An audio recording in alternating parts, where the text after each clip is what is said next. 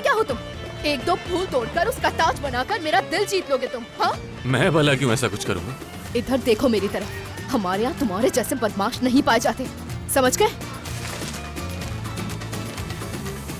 एक बात तो बताओ, तुम समझती क्या हो कि मेरे पास ये हार बनाने के लिए फारिग वक्त है क्या?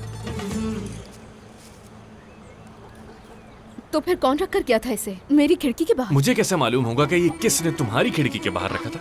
जाहिर है किसी ऐसे इंसान ने रखा होगा जो तुम्हें जानता तक नहीं। मेरा मतलब है शायद तुम्हें देखा हो दूर से, या फिर हो सकता है कि उसने देखा ही ना हो तुम्हें और तुम्हारा दिल जीतना चाहता हो। घुमा फिरा के बातें मत करो। यहाँ ये सब कुछ पहले नहीं होता था।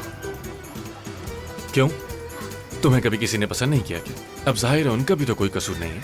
मेरे कहने का मतलब है कि तुम जरा गुस्से वाली लड़की हो ना, तो क्या कर सकते हो? मेरी बात सुनो, अपनी जुबान को ज़ैलिश, संभाल के बात रुको। करो। और तुम भी रुक जाओ, क्या कर रहे हो ये? अच्छा ठीक है, बहुत हंसी मजाक हो गया, चलो जाओ यहाँ से।